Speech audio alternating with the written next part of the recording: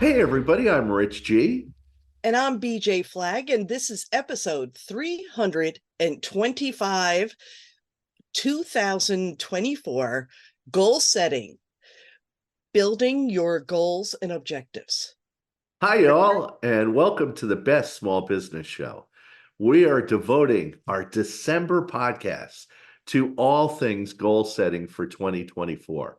Last week, we concentrated on your 2023 review process, and now we're jumping into building your goals and objectives. So take a minute to listen to episode 324, the one just before, to get caught up and get ready to roll up your sleeves and jumpstart your planning. Yes, so let's start with our first action. Compile all your analytics and data. In our last episode, we asked you to get and start like aggregating and have a meeting with your team and start thinking about how 2023 went. Now we want you to compile your analytics and data. So make sure you have all your data. Gather your data from various sources like your sales, your customer feedback, operational cost using digital tools like Google Analytics, accounting software, and you might have a CRM system. Second, identify your KPIs. If you forgot what KPIs are, they're your key performance indicators. Choose relevant KPIs, such as your net profit margin, your customer acquisition cost, and customer satisfaction scores to focus your analysis. And then third, analyze your trends. Okay, look for patterns in your data like seasonal sales fluctuations or the impact of some marketing strategy that you did halfway through the year to understand what worked and what didn't work. Then compare with past data. Contrast your 2023 data with previous years. Start to identify growth patterns and areas for improvement. Summarize your insights, extract actionable insights from your analysis, such as strategies to address declining sales or customer service issues.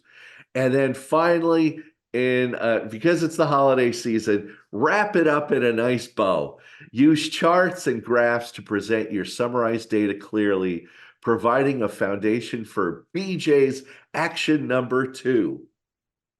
And that's a lot. That was a mouthful that Richard Yes. said. That is a big mouthful, but you have to remember you've already aggregated a lot of stuff, so this really should go pretty smoothly. Yeah. You mentioned the KPIs.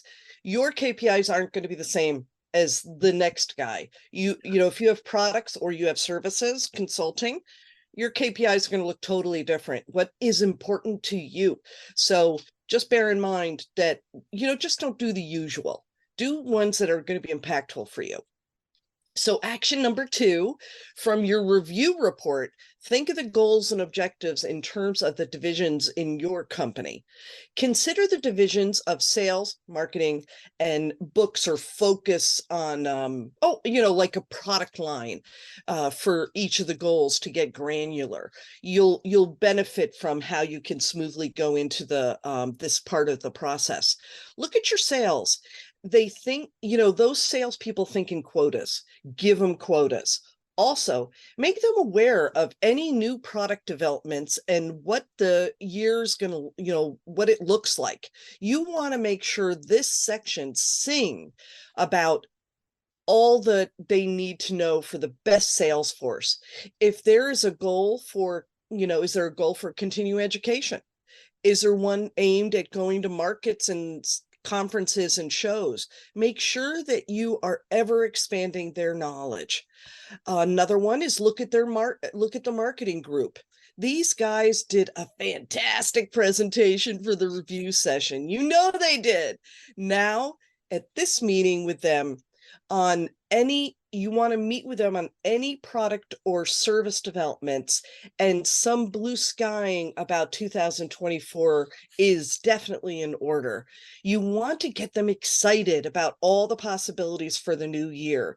Look to see if they're some of the tried and true promotions, see if they're still relevant, and then any new campaigns can continue to get their brains going. They're very creative. Get them jazzed up. Yeah, and then look at the expenses. You will be well prepared for this part of your goals and objectives. The review has so many insights, and if you reached out to an accountant or your business coach, you will have some real vision for the year. This is the time to set short-term and long-term actionable goals and objectives to create a basic framework for your steady success. If there are hard decisions you need to make, and honestly, BJ and I know this, you need to possibly reconfigure your team. You might need to discontinue some products and services. This is the time. Do it now and don't bring those into the new year. Start 2024 fresh. Anyway, action number 3. I had to get a breath there. Action Yes. 3, meet with your leadership team. We always suggest an offsite day meeting with an agenda and the compiled goals and objectives. Your leadership team should be moderate in one division, but represent your entire company as well. Ensure that you have decided to go a different route than a part of the review. Everyone knows the reasoning and you're ready for some pushback. They may have more support for their thoughts, which is an excellent time for consensus and team building. And that's a big thing, is a large part of this meeting is consensus and team building, because if people aren't on board, it's going to be a problem all through next year. Yeah, you bring it in, it's terrible. But if you also are going to have a leadership change coming up, this is the time for you to discuss the plans that may change 2024. Someone, might be, moving on to a different division. Another person has expressed interest to retire. There's just so many things. They tend to tell you at the end of the year, and you need to be ready that at that leadership meeting, sometimes there's people who say things. The best part about this meeting is that they truly appreciate being read in to the information like this, high level information. They love it. And they Yeah. love being a stakeholder. It's so important. And I just got off the phone with a client where I said, you really need to read in your people on major decisions or movement of people around, because if you don't, they start coming up with their own ideas or their own interpretations of behavior. And it might be totally different from what you want. So reading them into information like this makes them feel acknowledged and part of the solution. Exactly. Now, in action number 4, we want you to take time to assemble the goals and objective meeting. Assemble all the information, not unlike what you did for review. This will help you get ready for that meeting. Decide with leadership at that prior meeting that who's going to present the final goals and objectives. Is it going to be you?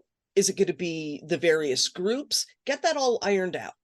If they are strong presenters, they should absolutely give them the spotlight as a leader. You want to do that. Expand your leadership base. You will also want to be the person who introduces the meeting. You want to be able to take them from here to there.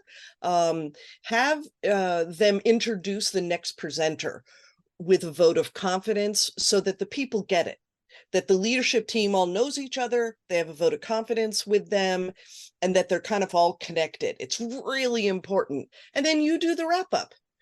Get them jazzed and excited and everything. Your wrap up is going to be the last thing they hear before they sit there eating way too many chocolate chip cookies or Christmas cookies and holidays.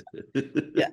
This is the time to read the room and understand the dynamics of your teams. You have the time to read their reactions, record the meeting, and understand you may have updates to it. The final notes will be added before we cover next week, which is 2024 goal setting. Create the one sheet business plan. I am so excited. That's my religion. One sheet That's your business favorite. plans. This is your favorite. And here's the best part is that we get a billion emails from people going, "No, you can't do that. Can't have one sheet." And yeah, you can. Yeah, Yeah. you can, and it works. So don't give up, don't buzz us. Well, we have a surprise for you this week. Our resource is the same resource we mentioned last week. It's a great resource. It's called Smart Growth: How to Grow Your People to Grow Your Company. And it's by Whitney Johnson. And Whitney covers a number of different things where growth is the goal and helping your people develop their potential and Yep. how to grow. There's so much in this book. I don't want to spend a lot of time going over it again. No, it's just Each- we thought for Yeah. sure it takes a little bit. It's a good sized book to kind of get through, and we thought, you know what, it is really an important read, and we wanted to kind of stress that point. Perfect. Thank you for tuning in to the Best Small Business Show. If this episode has been valuable to you, subscribe and please share it with other budding entrepreneurs who could benefit. That's it for us this week. You can catch me at newrenew.com, and you can find Rich at richg.com. And thanks to our editor and producer, Richard Scalzo. Have an unbelievable week and catch you later.